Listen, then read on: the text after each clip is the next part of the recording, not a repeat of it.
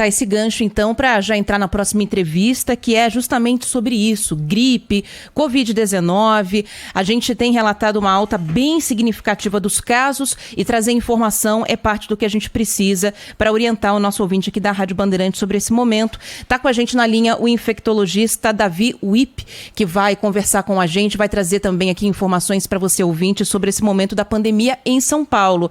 Doutor, obrigada por conversar com a gente aqui na Rádio Bandeirantes. Um bom dia para o senhor. Muito bom dia para você, Ana Paula, Thaís. Estamos à disposição. Bom, doutor, esse momento que a gente está vivendo é um momento de alta de casos, é uma realidade, vários especialistas têm dito isso. Mas o senhor acredita que é uma onda que deve se prolongar muito pela velocidade com a qual a gente está vendo aí o aumento de internações e de confirmações de Covid? A gente já está chegando num pico dessa onda. O que dá para a gente falar sobre esse momento para o nosso ouvinte? O que nós vemos é a comparação com os países da Europa e Estados Unidos. Desde o começo da epidemia, eles estão mais ou menos um mês na nossa frente. E os relatos que vêm de lá mostram que é uma nova epidemia, mas mais fugaz.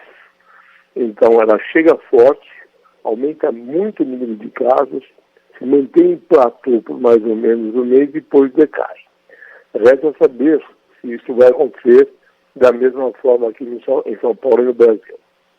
Doutor Davi Wipp, eu estava lendo aqui hoje uma matéria no Estadão indicando que em alguns hospitais particulares de São Paulo, o número de internações em uma semana, 10 dias, teve um aumento exponencial por causa da Covid, né? Em alguns casos, dobrando, triplicando, quadriplicando. É claro que o número anterior era baixo também, então é por isso que há esse aumento maior. Mas qual é o grau hoje de alerta que existe nos serviços de saúde sobre esse repique da Covid nesse momento? Bom, tudo igual, né? Desde o começo da epidemia, os casos se iniciaram pelos hospitais privados. Aumentaram, sufocaram os hospitais privados, depois de um mês, 2 meses, atingiram os hospitais públicos. Nós estamos vendo isso acontecer de novo. Nas últimas 3 semanas, há um aumento significativo no número de casos, com perfis muito diferentes. A primeira leva de pacientes foram pacientes com mais de 70, 80 anos de idade, com as 4 doses das vacinas e que não haviam sido infectados antes desse momento. Então, aquela população protegida do início da pandemia, que ficou isolada, volta com o convívio normal e, a despeito das 4 doses, acaba se infectando, infelizmente, com formas clínicas muito mais leves. Isso se deve às vacinas. Agora, nós estamos vendo espalhar essa pandemia de novo, atingindo todas as faixas etárias, principalmente naqueles que não fizeram o primeiro e o segundo reforço da vacina. Então, a gente está com esse problema, né, doutor? A gente teve uma adesão muito grande à primeira dose, à segunda dose, mas as doses de reforço não estão bem assim, né? Em São Paulo, por exemplo, a gente está com 44% só, Thaís, dos adultos com todas as doses, as 4 doses recomendadas já aí aplicadas. Qual que é a preocupação que existe em relação a isso, doutor? Existe a necessidade, na sua visão, de reforçar essa vacinação ou, como algumas cidades já estão fazendo, ampliar para uma 5ª dose, por exemplo, para todos os adultos? Como que o senhor enxerga essa situação, inclusive da 5ª dose? Nós, na última reunião de quarta-feira, o antigo Centro de Contingência, que agora é o Conselho Gestor da Secretaria, mostrou claramente que existem 17 milhões de paulistas que não tomaram a primeira dose de reforço ou a segunda dose de reforço, ou crianças. Isso é inacreditável, né? As pessoas tomam 2 doses e não querem tomar o primeiro reforço e o segundo reforço. Quando você pergunta o motivo, vem uma história, nós estamos com medo da vacina. E isso realmente é inacreditável. Você toma 2 doses da vacina, não tem nenhum efeito adverso, você sabe que tem que tomar 3ª e 4ª, muito mais nesse momento, e você não quer tomar.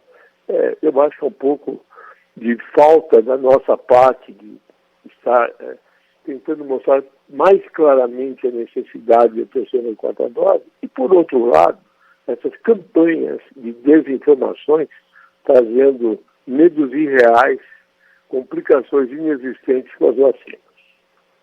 Dr. Davi Wippe, o que já se sabe a respeito da efetividade das vacinas que são aplicadas aqui no Brasil em relação a essa variante da Covid-19?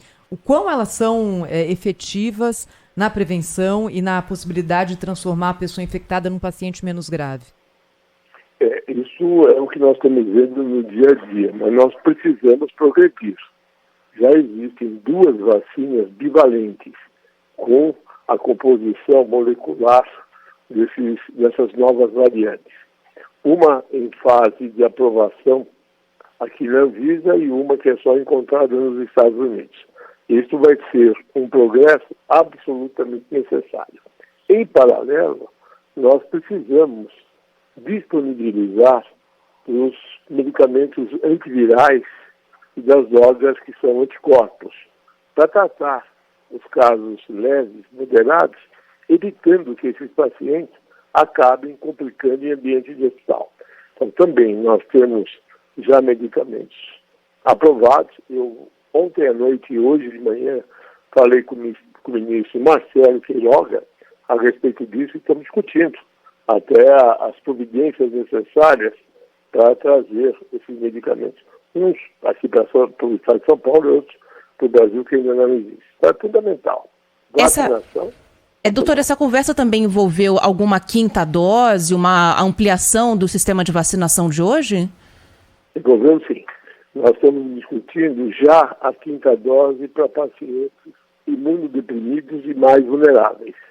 Alguns estados já estão fazendo isso, aqui nós estamos discutindo. Nós já estamos aplicando a 5ª dose nos pacientes transplantados.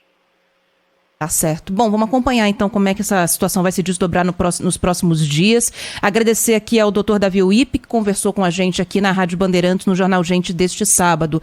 Bom dia para o senhor, bom trabalho. Bom dia, muito obrigado.